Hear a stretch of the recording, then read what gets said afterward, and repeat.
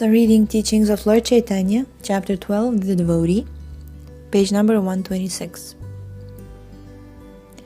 The result of unholy association is described in Srimad Bhagavatam 3.31.33 to 35.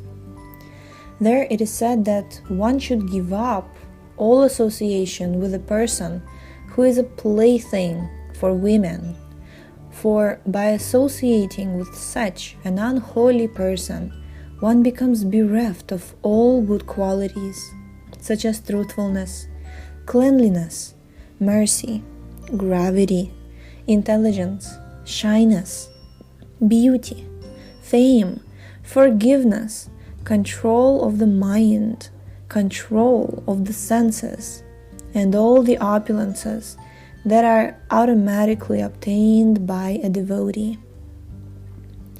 A man is never so degraded as when he associates with persons who are too much attached to women. Powerful, strong statement. Regarding remaining aloof from unholy persons, Lord Chaitanya quoted a verse from the Katyayana-samhita.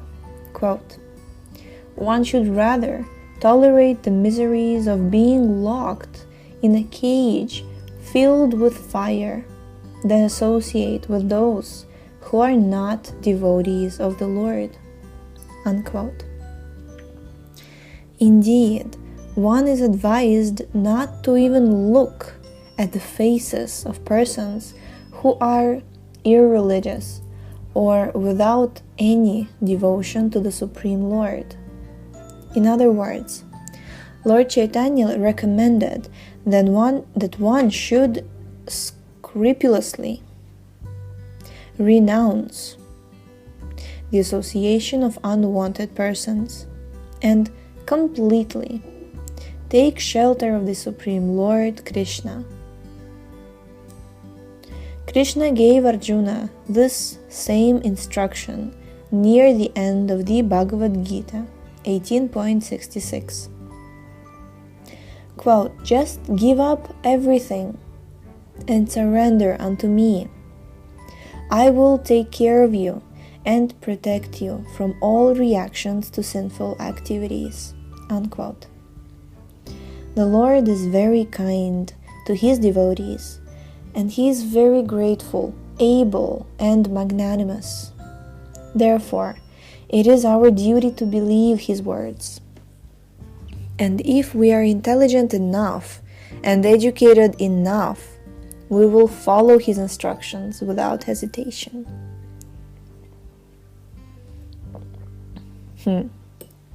So two things: intelligent enough and educated enough. Sometimes we can be intelligent but not educated, or we can be educated but not very intelligent, so we need both. Jai. We will follow His instructions without hesitation. In Srimad Bhagavatam 10.48.26, Akrura tells Kṛṣṇa, "Kah panditastvad aparam sharanam samiyad bhakta priya drita girah suhridah kritagyat sarvan dadati suhrido bhajato bhigamam atmanam apyupachaya pachayaunayasya." Quote, "Who can surrender to anyone other than you? Who is so dear? Who is so truthful? Who is so friendly? And who is so grateful? You are so perfect and complete that even though you give yourself to your devotee, you are still full and complete. You are still full and perfect. You can therefore satisfy all the desires of your devotee and even deliver yourself unto him." Unquote.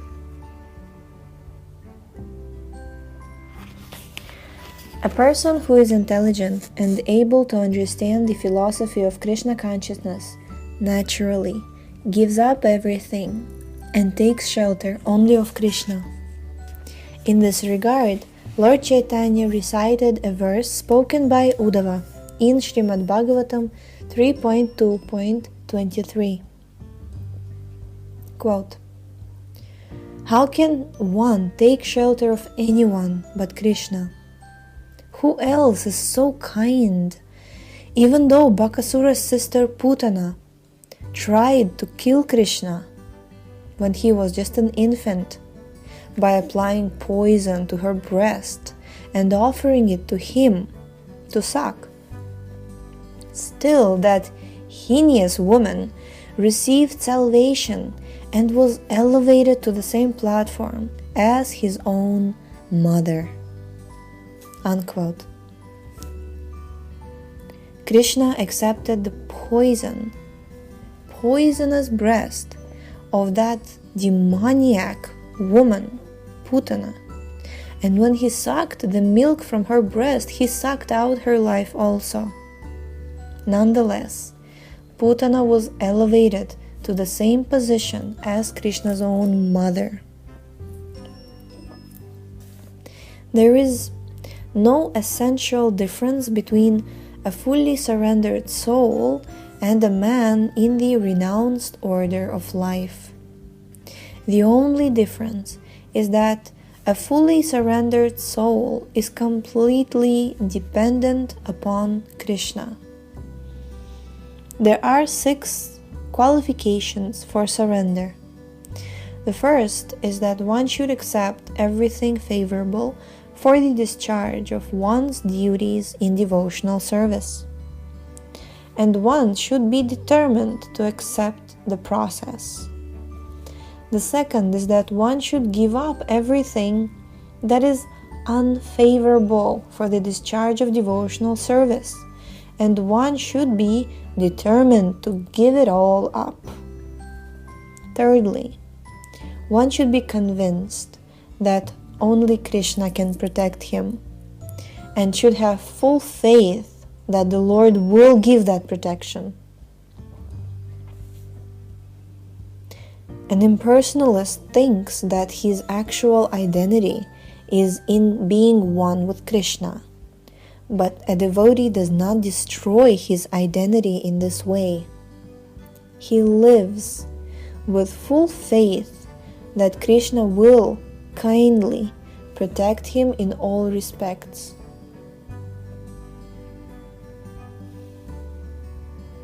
Fourthly, a devotee should always accept Kṛṣṇa as his maintainer.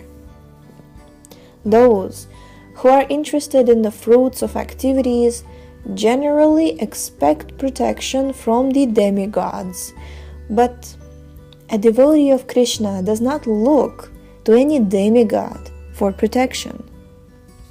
He is fully convinced that Kṛṣṇa will protect him from all kinds of unfavorable conditions. Fifthly, a devotee is always conscious that he is not independent in fulfilling his desires. Unless Kṛṣṇa fulfills them, they cannot be fulfilled. Lastly, one should always think of himself as most fallen, so that Kṛṣṇa will take care of him.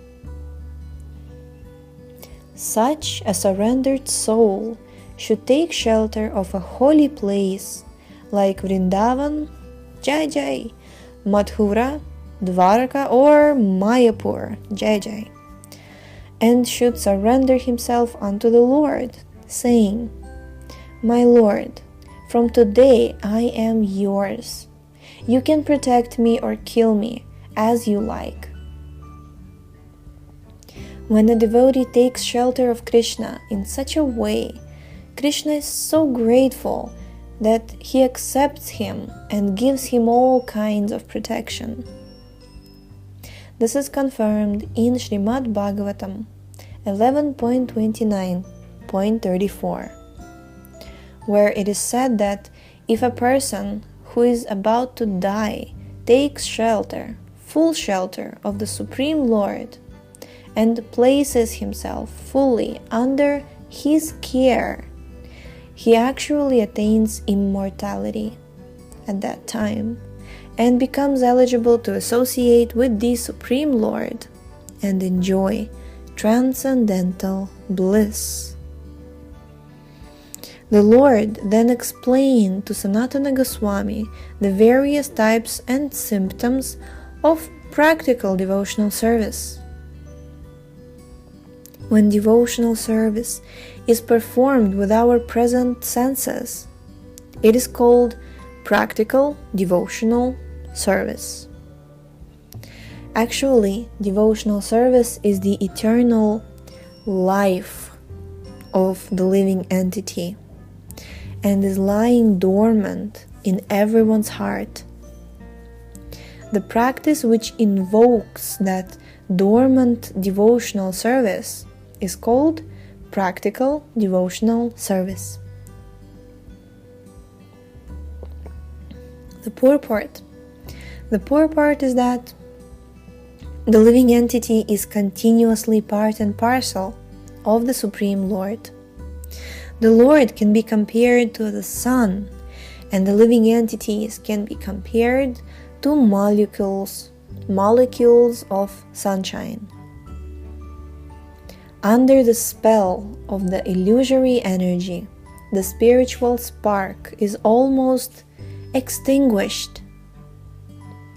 But by practical devotional service, one can revive his natural constitutional position.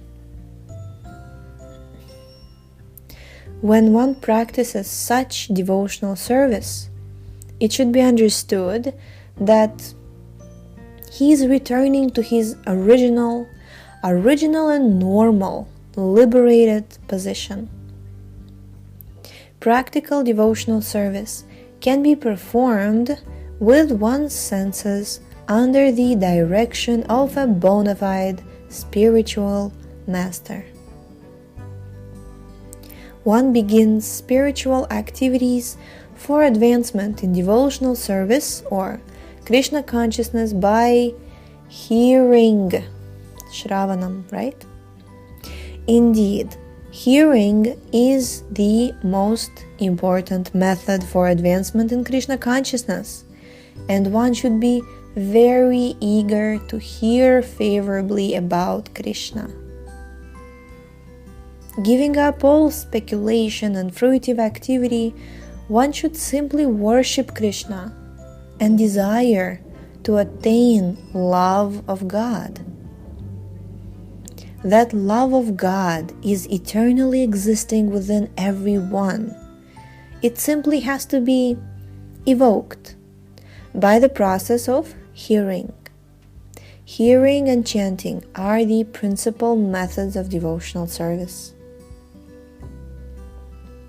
Hearing and chanting are the principal methods of devotional service. Today we will stop here and we'll continue tomorrow. Hare Krishna. So thank you so much for tuning in. The link to this book is in the description. Please check out our website shravanamdiaries.com. You will find links to all the books we've read so far, the list of the episodes, the timeline. You can read about the author, His Divine Grace Srila A.C. Bhaktivedanta Swami Prabhupada, his biography, and there's a link to the volumes of Srila Prabhupada Lilamrita. It's incredible, in detail biography of His Divine Grace. Please check that out. And this was Shravanam Diaries podcast, and yours truly, Sulalita Devidasi. Hare Krishna. See you tomorrow.